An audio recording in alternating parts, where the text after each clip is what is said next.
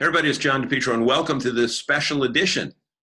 And we call it a special edition because we have special guests, and they're always special when you have special guests. So with that being said, I'm going to ask you to name a country singer, a prominent country singer in the last 5 decades. And I'm going to guess that no matter who you come up with, one of those names is going to be Kenny Rogers. And today we have the distinct pleasure of talking to the person who is really the architect of the Kenny Rogers career, the whole Kenny Rogers persona, the whole fact that he took a gamble with the gambler and they both won. And I want you to welcome Mr. Ken Kragen. Pleasure to be here with you, John. And, you know, thinking back, I mean, we lost Kenny just a short while ago. And I made me think about all the incredible times we had together. We were together 33 years, starting in 1967 when a lawyer that was representing the Smothers Brothers. I was one of the producers of Smothers Brothers Comedy Hour and the manager of that group at the time. And this lawyer just kept bugging me to go see this act at a little club here in Los Angeles in Westwood called Ledbetter's, and owned by the head of the New Christie Minstrels. Went down there, flipped for this group. Kenny was just the bass player. He was older than the other ones, kind of hiding behind some tinted glasses there and the whole thing. And he was a bass player. He'd been a stand-up bass player. I'd actually met him back in the mid-'60s in Houston with a group called the Bobby Doyle Trio. Yeah. And I didn't realize it till once we started working together. But I brought Tommy Smothers and Mason Williams. You know, if you remember classical. Mason Williams, classical gas, right? That instrumental.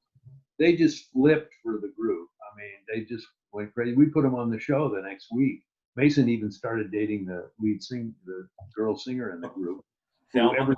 Thelma, come on, everybody wanted to date Thelma. And you know, we just had a terrific run. I mean, although I do tell the story about putting them in a club when their first show was going to air. I put them in a club where you are in Boston. And it was a basement club in, I don't remember which square, but somewhere in the middle of Boston. Yeah, it might have been Kenmore Square. It might have been right at Boylston. It could have been Paul. I think it was Boylston is the name that comes up my head. Yeah. Anyway, we were averaging about 6 to 8 people a night as attendance. And the night the Smothers show was on, I took the group, put them on this. I took the group, put them in the audience, the first edition, which doubled the size of the audience. And on stage, I put a television set and they watched them. And I'm talking in those days, you know, a television set this big. And we all watched their performance on the Smothers Brothers Comedy Hour that night, sitting in the audience, watching it on stage.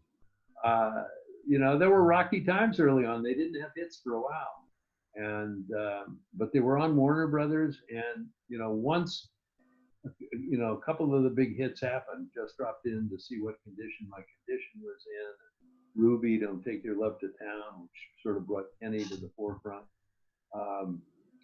You know, once that started happening, that group took off, and we had an incredible about 5-year run. Yeah. You know, the interesting slowed down after that. I was with them maybe 8 years till they broke up in the mid '70s, and we had to rename them Kenny Rogers in the first issue because what happened is they had a single out that was climbing the charts, and another single on the album started hitting and was clearly going to be a hit, maybe even a much bigger hit as it turned out. So the record company said, "What are we going to do? We don't want 2 records out there with the exact same name." So they came up with the idea of calling it Kenny Rogers in the first edition rather than just the first edition. Yeah. You know, there was some backlash from the rest of the group a little bit on that, but they were all having such success, it didn't really come into play. Yeah, you know, the interesting part that I heard about that thing about renaming the group, from what Terry Williams told me, is that it really wasn't Kenny's idea to, you know, take, you know, front and center on that. But Terry said, look, you know, you had the hit last time and we need another hit. So we're going to put you in front. Well, it's a little different. I remember this actual decision being made sitting in an office with Mo Austin, the head of the record company, Warner Brothers, and a couple of other key people, his promotion director, maybe Joe Smith, his co-president on the company, and that they sort of suggested this, or somebody did there, and I bought into it and had to sell the group on the idea. Yeah. But Terry was pretty neat about the whole thing. There were two factions in that group. Factions may be the wrong word. They didn't compete with each other, but they separated. There was a younger group, which was Terry and Barry and a couple of the younger folks, and then there was Mickey Jones and Kenny, who were both older than the rest of the group. So Mickey and Kenny would hang out, and the rest of them would hang out. And I remember, funny story, I remember going in the hotel room with them one time, and some promoter brought up one little joint. What? And they said, can we smoke it? Can we do it? I've been helping make them such a success that I was kind of like the godfather of the group. And they were saying, is it all right? And I said, fine, I'll go get some Cokes. And I started down the hall, and a policeman was walking the opposite way than I was, towards our room. It was the only room at the end of the hall. And I ran into one of the other rooms. I had another client. It was at the the National Association of College Entertainment Act. And all of the top people from this organization were there. I went by them into the bedroom, picked up the phone, called my room and said, stash the stuff. And now what it turned out later was they're arguing over what should they do with it, right? And they find, should it go in the toilet? Should it go out the window? What can we do? And Terry Williams goes to the door, and the cop says, my daughter just loves you guys. I came up here to see if you could give me an autograph picture. I thought you were going to say he was walking down the hall to another event. No, he wanted an autograph picture for his daughter. When I got back, they gave me such hell for having them get rid of the joint. That is way too hilarious. Isn't that a great story? So, you know what? And, once Kenny became a solo act, things just took off. But I understand one of the promotional tools that you utilized, and I think that reading your book several years ago and studying your career, you didn't do things that everybody else did. You had to kind of like do things a little bit differently to make you get noticed, unique with the wow factor, the whole 9 yards.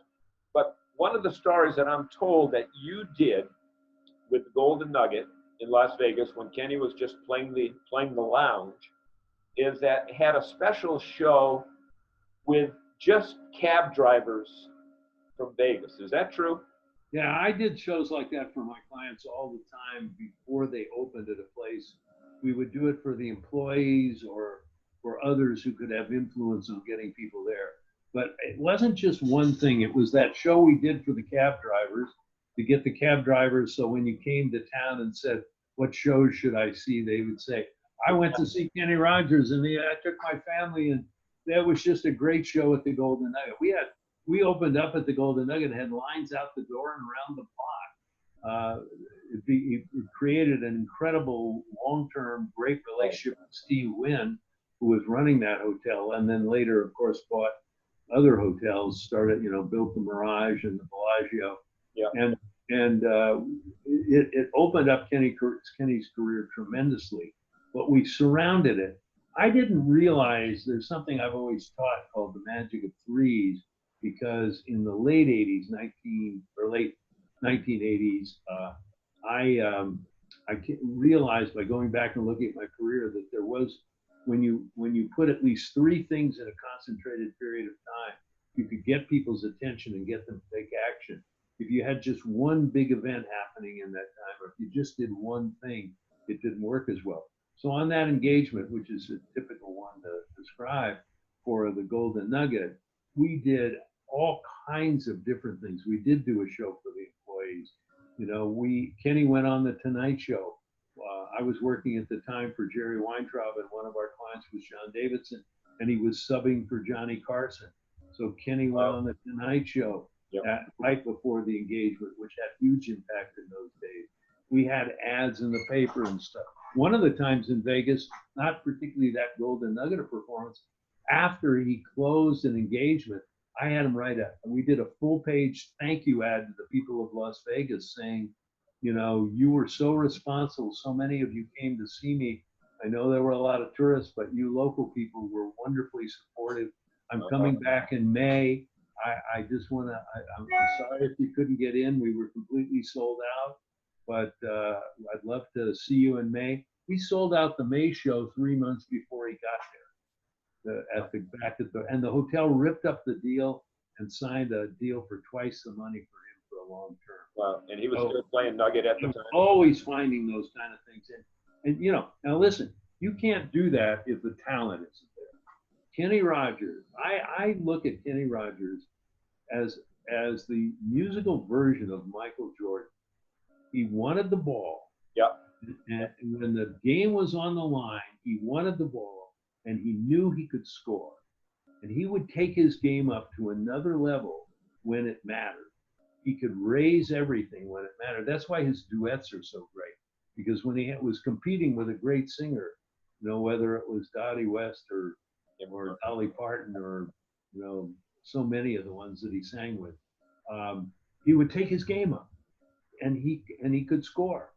I saw him do it on a golf course. Right across the street from me is a golf club, and we had a surprise party for him there on his 50th birthday, and he was playing golf with a foursome, and I hid 150 people around the green, and they were supposed to jump out when he sunk the putt and yell surprise, but they did it early. He wasn't even on the green yet. He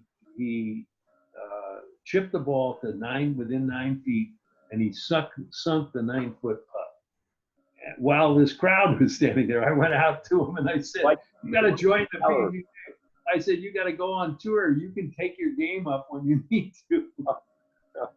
So anyway, you know, there's certain things when we talk about Kenny Rogers that are key points that I remember. One is his incredible loyalty. You know, I know you, John, have interviewed a lot of, you know, Keith Bougas and Steve Glassmeyer and others in Kenny's entourage and group and musicians. And Kenny, some of those people, I mean, I've been talking to Keith recently a lot. He must have been with Kenny practically 50 years. Well, he goes back to the first edition. Yeah, I mean, he was along with us everywhere for years and just a great guy.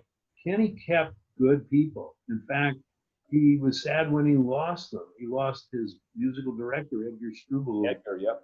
Yeah, became very successful out here. Does the American Music Awards and all of those shows and stuff. Then he brings Chuck along with him. He brings Chuck along with him to come out and do the bit parts when they do the intro. Yeah, I mean, so loyalty is one of his great traits. Yeah. Sense of humor is a huge trait. He didn't take himself seriously. One of the great things, and the older he got, the longer he did it, the more of it was part of his stage show. I think his stage show got to the point where 50% of it was humor. And he was so self-deprecating and so fun about it that was a great thing. And then generosity.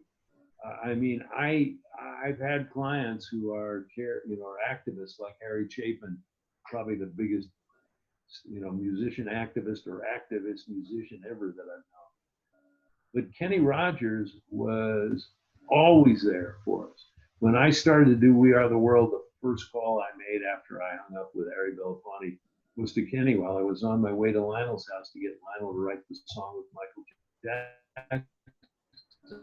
He said, "I'll be there. Whatever you need, I'll be there." That was typical of Kenny. You know, we did food drives with his shows, and we would ask people to bring canned food to the shows, and we'd make a deal with car dealers to put their pickup trucks in front of the venue, and people would put the canned food in the trucks, and we'd drive it right to the food banks. And I did a couple of those shows back in, I think, like 85 or 6, and then we got invited to the United Nations for one of those ceremonies they had. I think Barbara Walters was the MC, and George Yeah. Martin walked. I remember George Martin from the Beatles walking in with Kenny. Well, what happened was Kenny put up $1 million for encouraging the media to cover the issues of hunger and homelessness. Harry Chapin had been frustrated by the fact that the media wouldn't cover the issues. And he would always say to me, the media moves the public and the public move the politicians. And we need to get the media involved. So Kenny, when Harry died, Kenny literally picked up the torch that had fallen with Harry, and he carried it forward. And he had done stuff while Harry was still alive. One time he did a concert and handed Harry more money than Harry would raise in a year and other stuff. Handed him a check for $180,000 right on stage for the World Hunger stuff he did. We did those. We got the people from the Dodge dealers to come in and put the truck there, so that was pretty cool. You know, two of the biggest events outside of what happened on stage and a Kenny show that you've been responsible for, and I know they can't happen. I'm not sure what happened first, but we have Hands Across America and We Are the World. First came We Are the World. We Are the Kenny World. was very active as a part of it. Yeah. Did a great job singing on it, but also promoted it. Was there at every step of the way for it. And then when Hands Across America came along, Kenny really turned into he was one of the 4 co-chairs. Actually, Bill Cosby, Pete Rose, 2 guys that fell on different times later on, and Lily Tomlin and Kenny Rogers were my 4 co-chairs for Hands Across America. And for any of your viewers and listeners who are too young to remember that, we put 5.5 million people from New York to LA in a continuous line through 17 states, all the way from Battery Park in New York to the Queen Mary in Los Angeles. And the big issue there was, what do you do when you go through the desert? Because Texas, New Mexico, Arizona, and even into California are huge amounts of just no population. And Kenny went on television and said, I'm going to be at the border of, he was at the border of Texas and I think it was Texas, Oklahoma, or Texas, New Mexico, maybe Texas, New Mexico. And he was right. He said, I'm going to be on that border. Don't leave me out there alone. I'm going to do a concert for you out there. And we put up a stage, and he went out there, and like 10,000 people showed up and stood in the line, fanning out ultimately after he did a show for them to form the line through that whole area. That was typical of Kenny Rogers. That happened over and over and over and over. And, that's one of the great things I remember about Kenny is his. So those were ages ago, like 33 years ago. Yeah, actually 35 now. 35. We Are the World. We celebrated the 35th year of recording January 28th. Next year will be the 35th anniversary of Hands Across America. Yeah. Believe it or not, We Are the World this past year in 2019 raised $488,000. And those are just from downloads, 99-cent downloads. And we continue to have the organization to distribute the money to those doing good work, particularly in Africa, but some of it in the U.S., saving lives. And we still do that. And this year, the song has kind of become an anthem with all everybody's going through this year. We Are the World's a big deal. They just did it as the finale for the year for American Idol. Lionel Richie kicked it off, and then a bunch of other artists participated. Yeah. And we think we'll probably get in double this year what we had last year. It's just amazing. But I owe Kenny for being there every time I came up with something like that.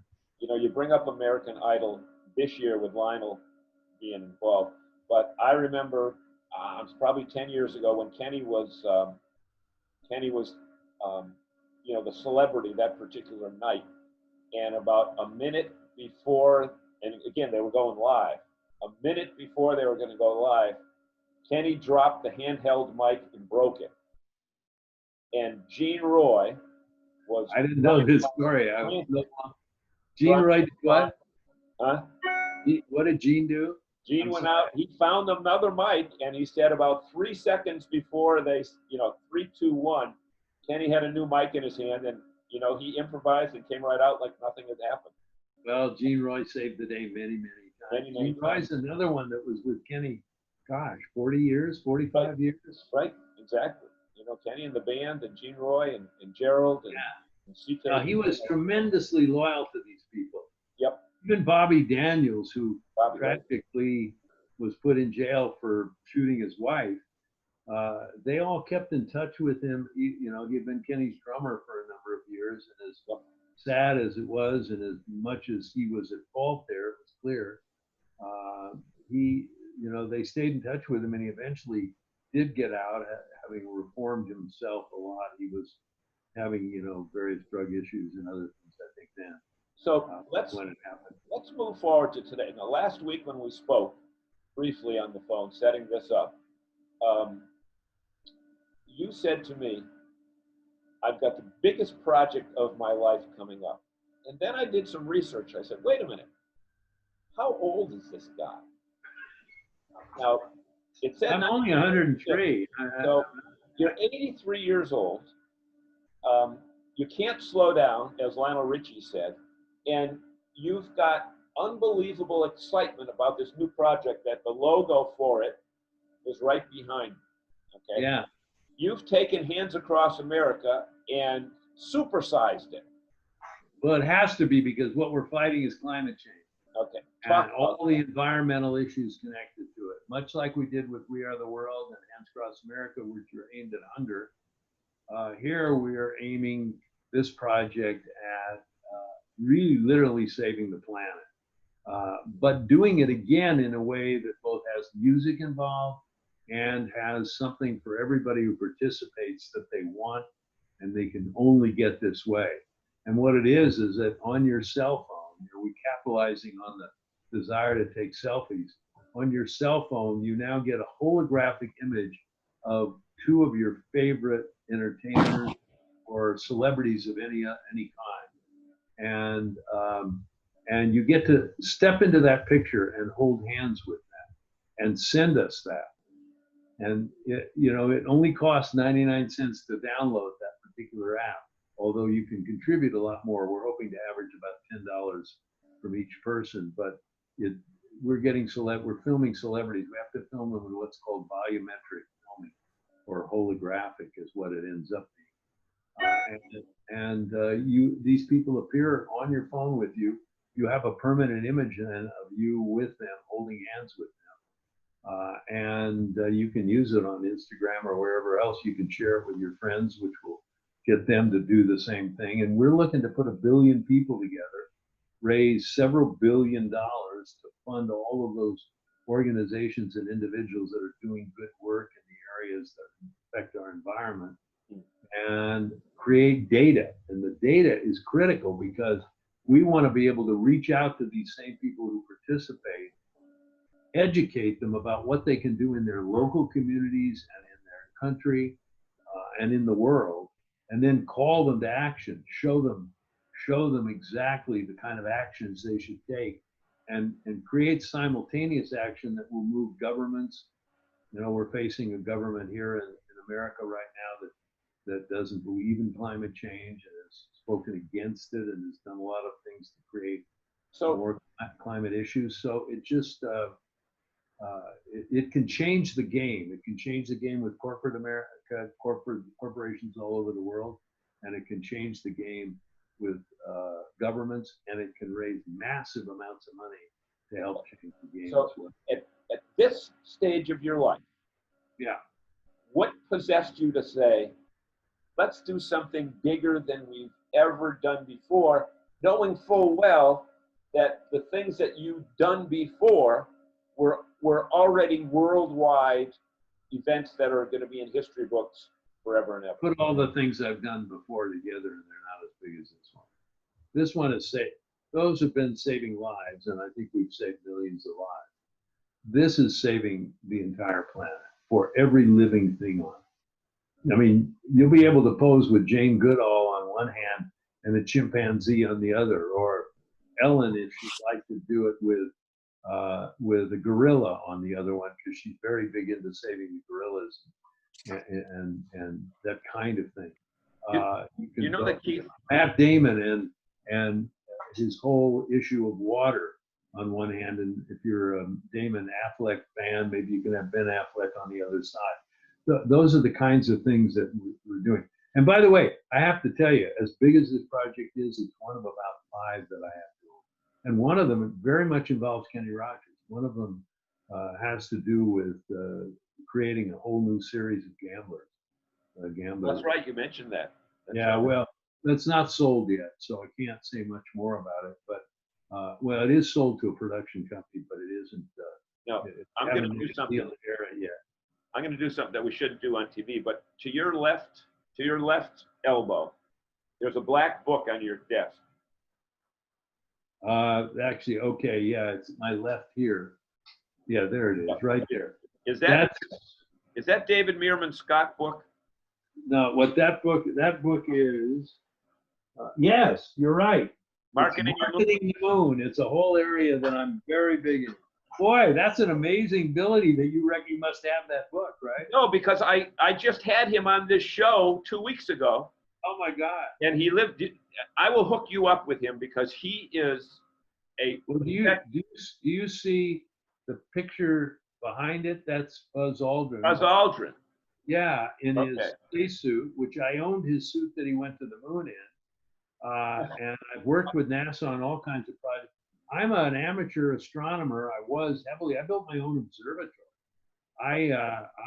Astronomy, there have been several areas that have nothing specifically to do with my business, although they've ended up being part of it at times. But I'm a calligrapher, avid photographer, and a crazed astronomy buff at certain times in my life. Lately down here in light polluted LA, it's much harder. But I built a first class observatory at a ranch I had in the middle of California, and I had some of the top astronomers in the world come and visit me and spend the night. And I had the first private computer program to look at the stars automatically. Now they come with most of the scope. Well, that author of that book, David Meerman Scott, I brought him to a Kenny show. And in that interview, he said, and because I'm an author, I got to meet Kenny Rogers, which he said was, I'll send you that when we're done this.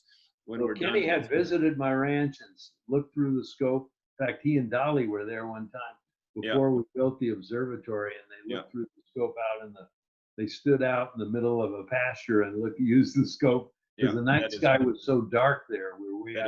That is way too funny. So what advice would you say to people that, maybe approaching, quote unquote, the official retirement age? And see, to me, there isn't any. Right. Let me stop you right there. Right. Okay. Because there isn't any official retirement age. My father, who was a very famous lawyer, rewrote the U.S. tax laws several times, although the Congress never passed it. My father taught at UC Berkeley for 42 years in the law school, Bolt Hall, or it's now just Berkeley Law School. And he taught till he was 87 years old. He chaired committees till he was 95. Kept his office at the school and everything till he was 95. Died in his sleep at 98. I just don't believe in retirement if you're having a good time. Yep. If it's one thing if you're not happy or if you're objective. I mean, I teach careers. I teach it both when I speak corporately or to nonprofits, but I mostly have taught it at UCLA. I did 11 years at UCLA teaching careers. And what I say to people is, I'm going to help you find a career that you're so passionate about, you enjoy so much, that it's not work. It's what you have fun doing. And so I have, that's how important is passion in doing what you do? In my class at UCLA, I had some of the most phenomenal guests you can imagine. Lionel Richie, Quincy Jones, David Foster, the famous producer. Chicago. every single one of those guys and women that came and spoke in my class used the same word, that word. They Passion. all talked about finding what you were passionate about having passion for what you did. That word came up so often. I mean, every class. I can't think, it was a 10-week course. You couldn't have left that class as a student without having been totally hammered away at you. Figure out what your passion is, do that with your life. Did the kids notice that recurring theme of that word passion? Oh, Did yeah. they mention it? Well, yeah, I mean, I tried to make it fun the first 5 minutes of my class and also my lectures anywhere, which I still do, by the way. I still do a lot of public speaking. In the first 5 to 10 minutes, a full dress marching band marches right through. And it makes a point. It goes through to make a point. And the point is that you can't sell anything to anybody unless you get their attention. And you got to do something unique or special. Yep. It's got to have real substance to it so that if you get their attention, they're willing to take action. And finally, and most importantly, it's got to be unexpected. And on the word unexpected, doors burst open. You can see it on YouTube if you go to Ken Kragen, UCLA Sizzle. Marching band marches into the room, plays like crazy, and marches right out. And now I say, I've got your attention. Where's the wow factor? Where's your version of marching band? How are you going to get people's attention? And that's true regardless of what you're doing for work. It's not just restricted to show business, right? Hey, it works in your private life. I've done it with my wife. I mean, you know, if you want somebody's attention, if you want them to take any kind of action, it's almost virtually a scientific fact. I mentioned astronomy we're talking about. The astronomers about 2 years ago came out with that they had determined that there was a law of three in the universe. And I use it in a marketing sense or in all kinds of other ways. But the fact of the matter is it takes at least 3 impressions in a concentrated period of time for anybody to actually take action. And I've shown it over and over and over. I didn't discover it till I started teaching. And then I looked back on it. I spent 100 hours looking back at my career, both the successes and the failures, and found that when there were at least 3 impressions in a concentrated period of time, people took action. When there weren't, and by the way, the recipient has to get 3 impressions. So, I mean, if you're a movie studio trying to promote your latest Batman film or something, you put out 10, 15, 20 impressions in a concentrated period of time. You're everywhere. And because the recipient, the person getting it, has to get 3. But if it's an individual, if I'm aiming at you, John, I can target you with 3. Anyway, that's probably the single biggest breakthrough career idea that I ran into. Before I realized that there was this scientific principle, basically. And I have somewhat of a science background. Before that, I used to just think, I put it a different way. I used to say, if there's a little momentum, I pile it on, because once I have some momentum, it's so much easier to get other things happening and get people to take action. But I didn't realize that there was this actual principle of 3 until I went back and researched it. Yeah, and certainly By Kenny. the way, GM's using that in ads now. I've seen it elsewhere. If you research the magic of 3s now, you'll be amazed. I mean, I first came upon the idea in the mid-'80s, 1980. It's right out there everywhere now if you go online. Yeah, yeah. Hey, I should ask you this off stage, but I'll ask you when we're right here in live. Are you aware that Keith Bugos' daughter works for Ellen? I have talked to Keith Bugos' daughter. She's exactly the same age as my daughter. Taylor. I talked to her earlier this week, Yeah. Monday of this week, and I have connected her with my filmmaker daughter, who's a top film, is exactly the same age, 30 years old. and they don't live that far apart. And I've put them together, and they've written each other. They haven't talked yet. Oh, that's too funny. Dynamic going on there. Yeah, and Keith is so proud of his daughter, and I'm terribly proud of my daughter. Yeah, well, that's how we connected, because Keith said, I can't believe that my daughter's 30 years old, and you wrote something, and then I wrote to you. And would you agree that, see, there are people that are afraid to ask somebody a question because they might get no for an answer or not get an answer, especially people that are in the entertainment world. But I wrote to you and I said, Mr. Kragen, I'd be honored to talk to you. We met 30 years ago when I came to your office in LA, blah, blah, blah, blah, blah. And you said, fine, I'll be happy to talk. But talk about having the guts to do something that you're afraid of, and then that getting over that fear of trying to do something that you didn't think you could do. Well, what's the worst thing that can happen? They can say no. And then you're like, where to begin with? You know, I never have worried about that. I mean, I have credentials now, but the fact of the matter is that I've always been that way. I do something else. It drives my wife and my daughter nuts. But I tell everybody that I meet about things that I'm doing. And I know my wife is sitting there cringing. Why is he telling them all about that?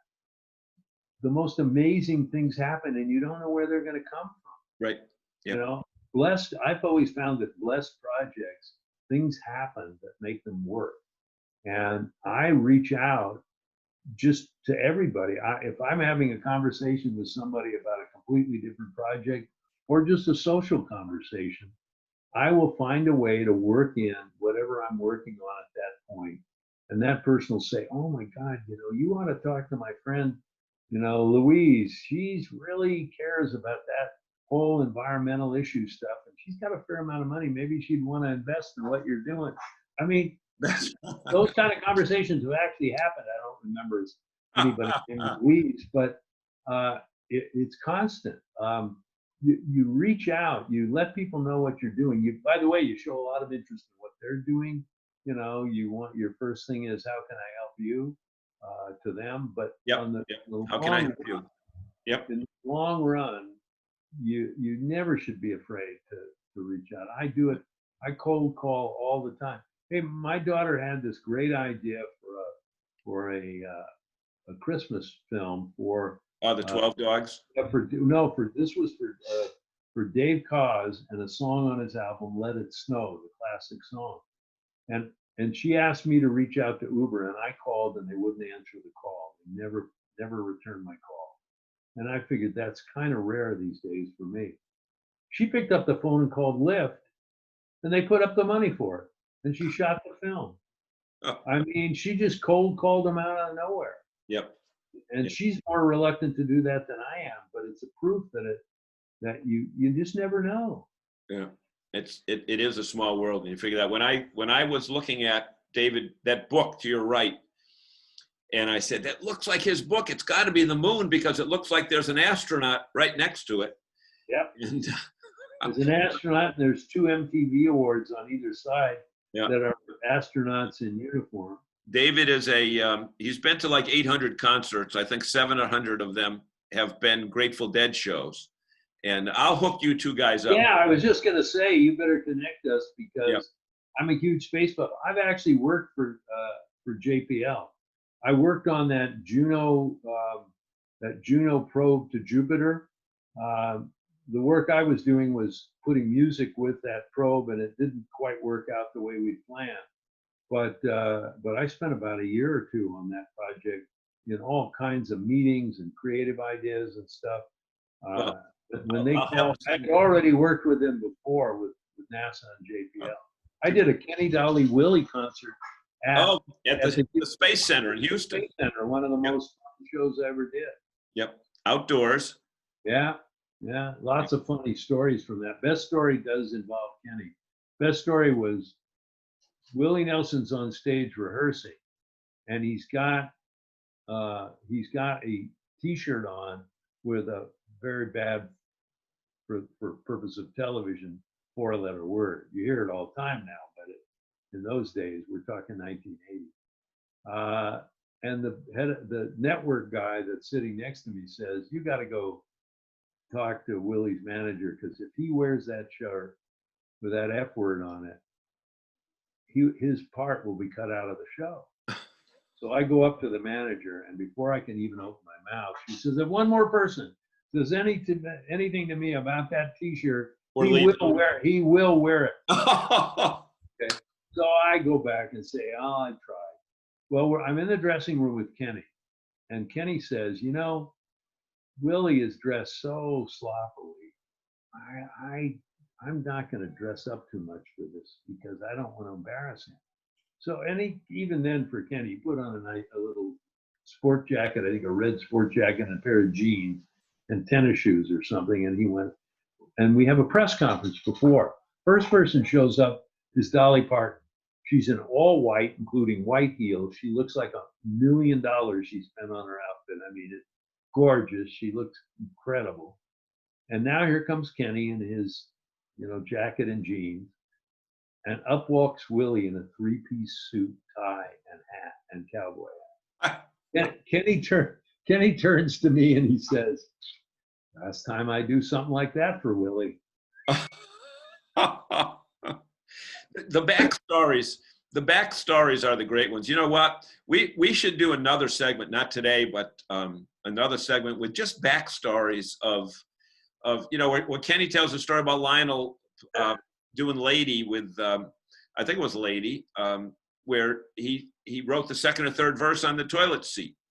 Whether it's true or not, or whether it's Lionel. I mean, We Are the World.